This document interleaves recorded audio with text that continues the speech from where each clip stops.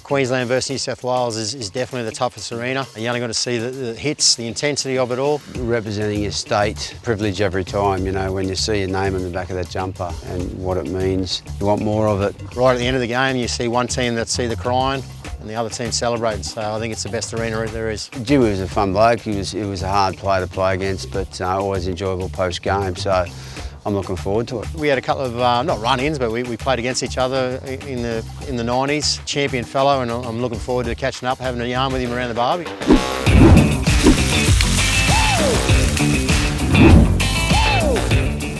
I'm Chris Danks, and thanks to Barbeques Galore, we're uniting two Australian sporting legends around the flame. Today, rugby league cult favourites, Paul McGregor, Jamie Goddard. How you going, guys? Hey, mate, all right? G'day, mate. Chris, how are you, buddy? Fantastic. So I. Guys, Paul, I'll start with you. New South Wales versus Queensland. Even if you don't like footy, you love this series. What is it about it that just brings out the most competitive of everybody? Oh, I just think the game's a different beast to what's played week to week, and you know, you're representing a lot more than just yourself and your town. You represent your state. What about for you, Jeremy? When does the build-up start for you? Is it when you get the call, or when you get into camp, or? Well, the build-up started for me when I was a young kid watching it. Yep. In northwest Queensland. Always wanted to represent Queensland, and I think that was the whole passion of the whole state. Got behind it. But mate, you've been there twice in two different stints. How did it change when you're under Phil Gould and then later under Tommy Raudonikis? Yeah, completely different. You know, Gus was a very good technician. He was a great motivator of men. And Gus came in at a really difficult time. New South Wales had lost the last 4 series previously.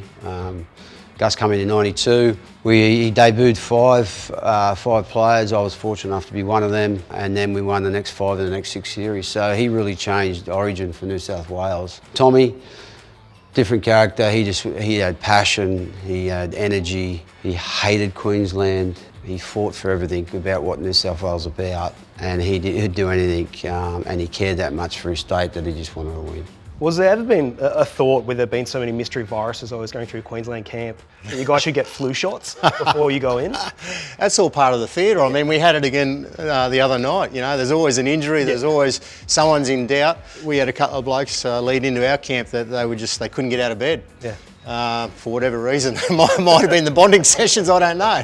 Is there any particular stoushes which stand out for you guys? I know you might have one off the top of your head, but anyone for you, Mary? Well, I think each year there's that someone's got to set against one another, but you talk about the cattle dog in 95, and then you look at 97, the brawl, so they're things that are etched in everyone's memory. Back then it was Danny Moore and Hopper. Yeah. And then the other one was, I think Chief and Alan won each other, and one of them got binned. So I think, like, you know. Dave Barnell and Billy Moore were swinging. Yeah. They were taking air swings. They were swinging, no one hit. By the end. No one hit. Did anyone connect? Nah, it got a little bit loose there, didn't it? Like, it's probably looking back, some boys would be going, oh, geez, that's a bit embarrassing. But, you know, it all happens in the heat of the moment. It's pretty settled down pretty quickly. But and then in 97, I was actually watching the third game because I got suspended after the second Origin. I think Jamie can take over what happened next, but he got a nice ride on. It's probably the only one I've thrown, Mary, the whole career, and it was a lucky one. We were going into that game 2-0 down, and Fatty and Choppy Close. I mean, Choppy Close is a legend, and he's just a great man, and he was in tears giving us a motivational speech. People might say it's a bit over the top, but Choppy's crying, saying you can't let these New South Wales guys beat us 3-0 down here. It's embarrassing. But the start of that scrum in 97, actually just before that, Spud took a hit up, and he knocked out Clinton O'Brien in the hit up. So they dragged O'Brien off on one side, and then we went across and packed the scrum. Did he give it to Smithy? Yeah. He did, didn't he? Yeah, Spud literally, Craig Smith ran on for Clinton O'Brien into the scrum, and Spud's just gone boom. And poor Smithy just got on, not even warmed up.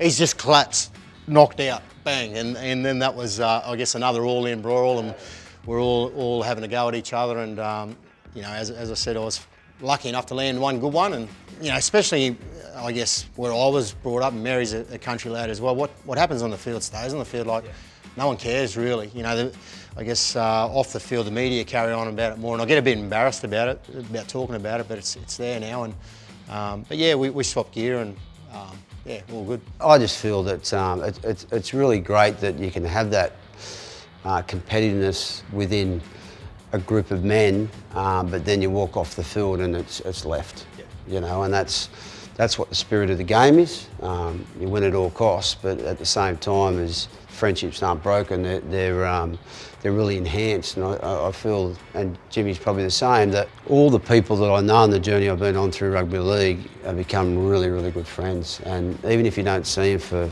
12 months, 18 months, 2 years, as soon as you see them, like today, you click straight away, because that's just the friendships you build. All right, guys, today on the Ziggy Triple, we're doing a little bit of New Zealand salmon. What's your experience with salmon? Mate, my missus loves salmon, okay, so good. it's a bit of a specialty in my house, so I love it. Okay, what about you, mate? I'm good. I cooked the last week, so I enjoy the salmon. I enjoy fish on the barbecue, but I'm looking forward to tasting yours today. Surrounded by a couple of experts. Great. Okay, so Ziggy Triple today, what we're going to do is, you can cook it on the grill, I think, but I just think hot plate, simple as can be, nothing sticks, it's just a lot easier. Good thing with, let's just check that.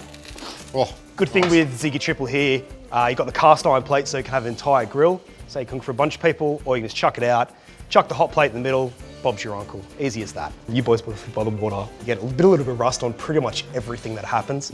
Yep. With the hood there, got a little bit of rust protection, which helps a lot. Ziggy 7-year comprehensive warranty, something to consider. When was the last time you cooked at home? mate, last Saturday. Last Saturday? Saturday. That was surf and turf. It was definitely you? Yeah. Okay. Yeah, a bit of everything, mate. So, or actually what I liked about was the Ziggy is the plates. Yeah. The nice cast iron. Yeah, so the cast iron, if you burn things occasionally, give a bit of a scrub, chuck it in the dishwasher. Yeah, cool. Everyone's happening. What about you? When was the last time you cooked? Look, I'm on extended leave at the moment, so I'm cooking quite a bit. I've just been away for a week, so I've been cooking roasts. Yep. Salmon. Beautiful. Steaks, sausages, pretty well the mix, mate. So I enjoy it. Are you pretty much the tong master at home? When it comes to the barbecue, yes. Yes. Inside, no. Okay. But when I'm coaching, I haven't got much time to do too much more than coaching. So, I'm really enjoying it at the moment. What about you?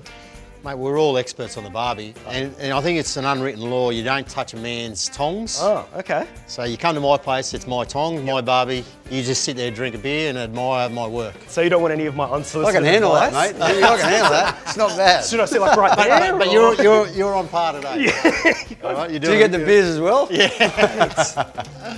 Good thing about the smell Ziggy that. I really like, say if you've got family over, got Chrissy right around the corner, cooking a bunch of salmon, you can feed for 16 people.